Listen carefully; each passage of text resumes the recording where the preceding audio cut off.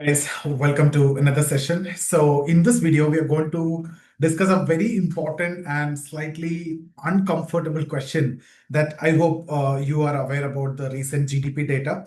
So the question that we need to answer here is, why did the IMF, International Monetary Fund, give India a C grade when it comes to the GDP data quality assessment? See, we have reported an impressive 8.2% GDP growth in the last quarter, right? But still, IMF have given a grade C when it comes to the data quality assessment of GDP. So that's something which we need to discuss. See, at first glance, it looks very much contradictory because India is among the fastest growing major economies. And the Q2 GDP growth, if you see, that's 8.2%. It's a 6-quarter high, which is a very positive sentiment. Manufacturing, construction, and services are showing strong momentum also. Yet, even despite all these, IMF does not fully trust our GDP numbers. And why? And what are the concerns? And are they valid? That's exactly what we need to discuss. And how is the government of India is responding to this? Also, we need to see. See, I discussed this even before IMF also. If you remember, the way we calculate GDP now and the way we calculated before, right? Or whether it comes to inflation or come to GDP calculation, we have discussed the way they have changed and how, things can be manipulated. Because earlier, if it was based on, cost price, GDP calculated at cost price or fixed price. Now, if it is market price, then market price means it is including taxes also. So just by increasing tax also, you can increase actually the GDP, right? There is a possibility, despite even if you don't have an actual increase in production, just by increasing GDP, the tax, you can still show GDP increase. But okay, I'll come to all these discussions later. Let's understand, what exactly IMF said. See, IMF normally conduct a regular evaluation on economic data quality for all member countries during Article 14, consultations, right? Yeah, 15 consultations. So based on that, they grade country on quality, which means accuracy and reliability of data. That's very much important. And then timeliness and the sectoral coverage, the coverage of sectors, and then consistency part is also taken into consideration, right? Consistency with other data sources and alignment with global statistical standards, SNA 2008. And based on this, they grade the grades basically range from A, which is excellent, to D, A, B, C, D, that is poor, right? So what India got is overall grade B, right? That is like good quality data in CPI, fiscal indicator, monetary data, external sector. That is good. But national accounts, when it comes to GDP data, we got C grade. So there is a significant shortcomings which is affecting reliability and also IMF analysis. And what does that essentially means? That basically means GDP data is usable but not fully reliable, right? So there are structural deficiencies, there are outdated methodologies and inconsistencies. That's what, see, I'm expecting a mains question from this area. So that's the reason why I'm discussing this in detail. Now, why IMF gave India C grade? That's the major concern. Let's break down that also. Firstly, outdated base year. That's the biggest concern. So India is still using 2011-12 as the base year for GDP. So there is one rule, right? We need to keep as much as close to base year should be very close to what is now, right? Now we are in 2025. So ideally base year should be updated every 5 years. So India's base year is now 14 years old.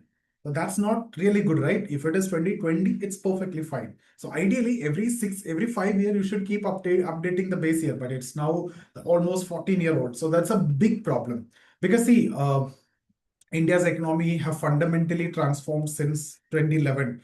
A lot of changes have happened: digital payments explosion, GST introduction, and then formalization of MSMEs. If you look at it, there are so many things which have changed. Complete transformation. You can see, that. Uh, uh, what is that? E-commerce. You can talk about gig economy. You can talk about, and then that ban of 1,000 rupee currency, right? Demonetization, right? And then renewables is coming, EVs and electronic boom. All these are happening, during this period from 2011 onwards. I'm talking about 2011 because that's the base year. Because there is a structural shift, whether it is in services or in consumption or in any other sector, if you take, there is a strong shift which you can see. So that's something which is not accounted properly, right? If you are not changing base year, if you're not updating base year, at least you should keep updating for 5 years. So 5 year change may not be that drastic, but if you look at it 14 years, but this 14 years have seen tremendous changes when it comes to India. All these things, what we see now is what happened, in fact, in the last 14, 15 years only, right? Whether it is about this digital boom or whatever. So the GDP estimate, if you see, that becomes less comparable, less accurate, and less meaningful. So see, when the economic structure shift dramatically, we can say 2010 before and 2000 post 2011 things have changed drastically, but the GDP base year is not. So because of that, what will happen? You cannot compare properly, and it's not that accurate, and it's in fact not meaningful also. And then this deflator method, right, which is used, and also WPI instead of PPI, right? It's a wrong deflator method. So what is real GDP?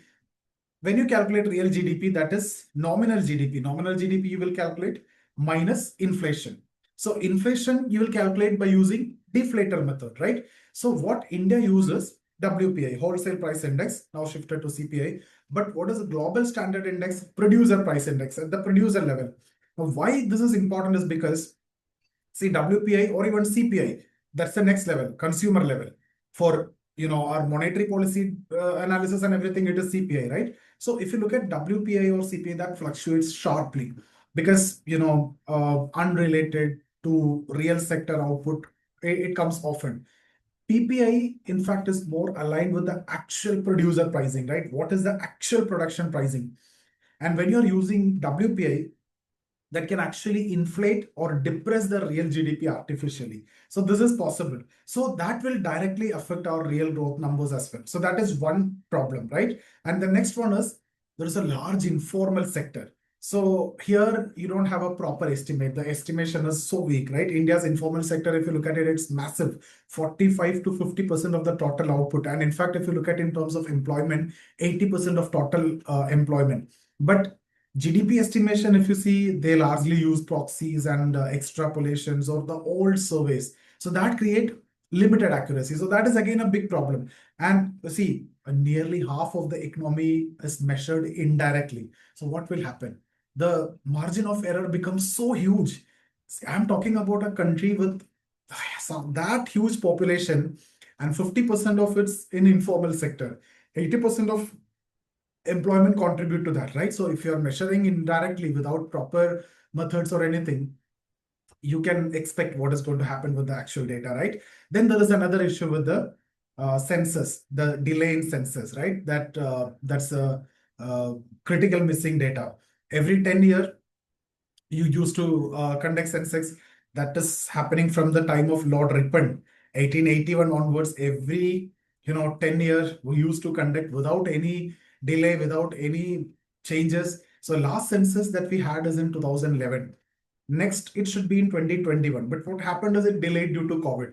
Because of that itself, you see the population weights are outdated. Again, workforce participation estimates are so weak. Again, if you look at the poverty, consumption, and demographic mapping, that becomes so inaccurate because of this problem. And see, incorrect demographic data, if that is the situation, that will impact on multiple scenarios, right?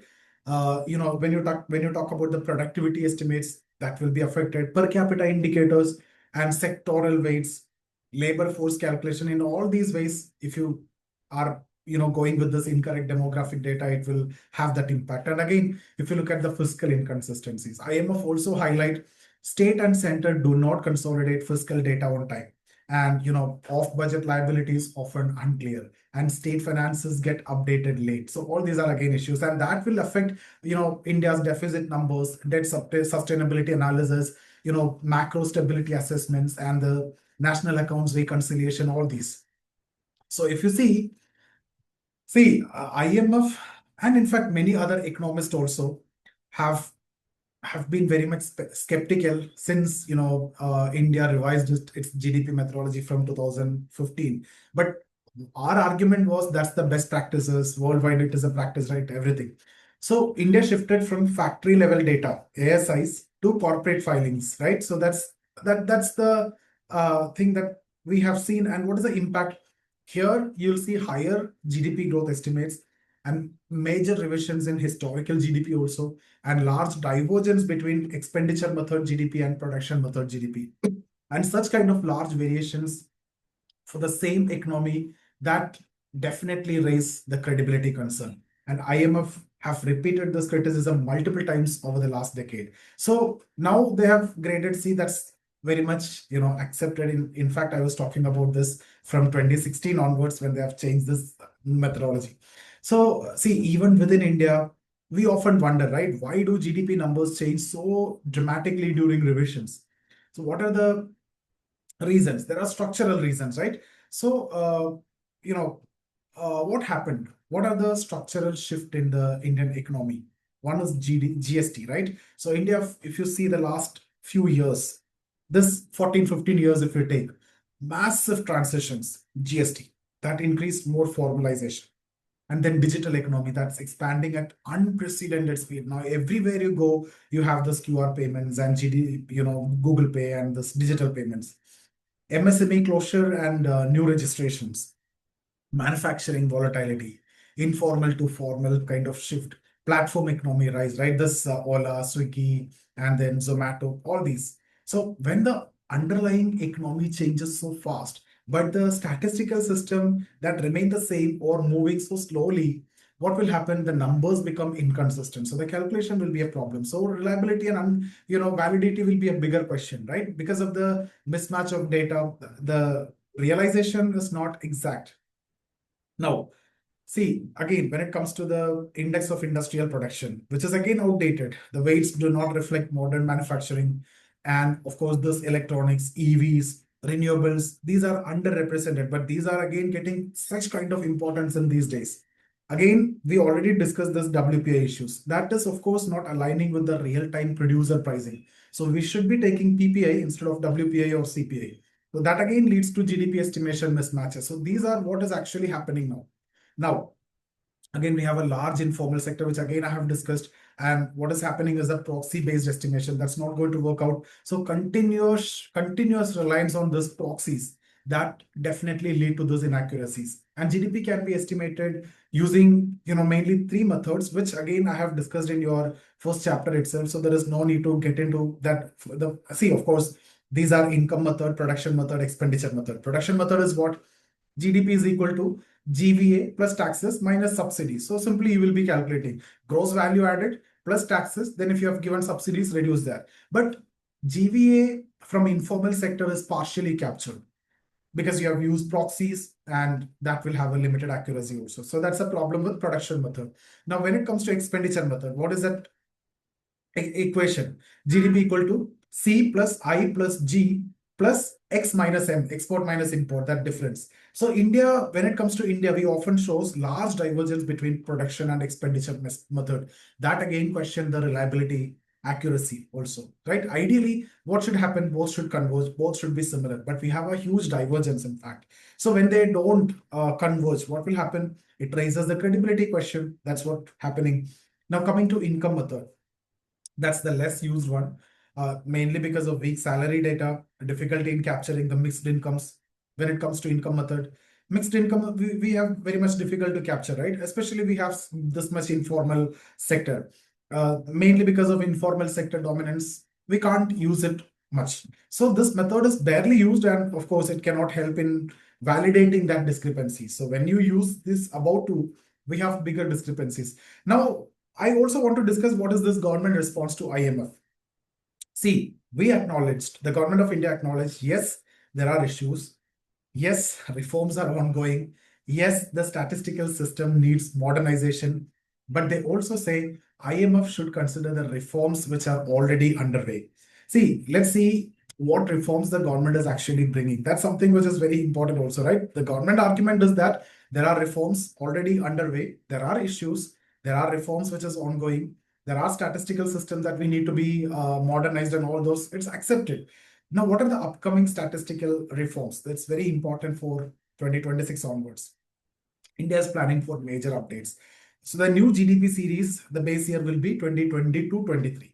That's expected from next year. So that means very close. So that criteria is met. So one of the major criticism was outdated base year 2011, 2012, but now shifted to 2012, 2022 to 2023, which is very close. Just 3-year difference now, or 4-year difference, which is very much acceptable. So that part is solved. So what are the changes? Industry weights is updated, modern service sector estimates also, and then better informal sector measurement is coming over there. And there is a likely shift towards PPI based deflators, rather than WPI. So that will significantly improve the reliability on GDP numbers. And again, new CPI series, where the base year is going to be 2024. So that will include, updated consumption basket, digital services, better rural urban weights, and more realistic representation of modern spending patterns. New IIP index, the base year is going to be 2022, 2023, similar to GDP. That will include electronics manufacturing. That's something which was missing. I discussed electronic vehicles, renewable energy equipments, modern industrial products, and updated weights. Right. So this will definitely fix those outdated industrial measurement. And then you have this, instead of quarterly, they will go for monthly balance of payment data. So that will lead to more transparency and faster policy response and better alignment with global standards also. So all these are the changes which is on the way, and better integration of state finances as well. That's a major improvement for fiscal consistency as well. So see, India's C grade is a crisis. If you ask me, I would say no, it's not a crisis. In fact, it's a wake-up call. So what it signals, it basically signals that our economy has transformed dramatically. There has been a significant change which happened from 2011, but our statistical architecture, that's lagging. We need to modernize that. So reforms are necessary and reforms are under the way. And they are already happening. So whatever I have discussed, that's the government response also. And IMF's feedback, that should push India to move faster on the statistical modernization. So that we need to take it as a positive. So these are the things that I need to discuss. So guys, India's GDP growth story, when we talk about, it's real. There is no doubt about that. But there is a question about its accuracy, reliability, validity. The statistical system behind the GDP estimation, that needs some changes, right? A new base year is required, a better deflator. New base year, that is on the way, 2022 to 2023. Better deflator, instead of WPI to PPI, right? That's again on the way. It's possible. I think that is what going to come in the next updated version.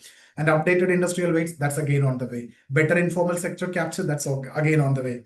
Faster fiscal consolidation, that also we have discussed, and more modern data sources. So these are the reforms which is required, and these are on the way. So IMF C grade is, what is it essentially saying?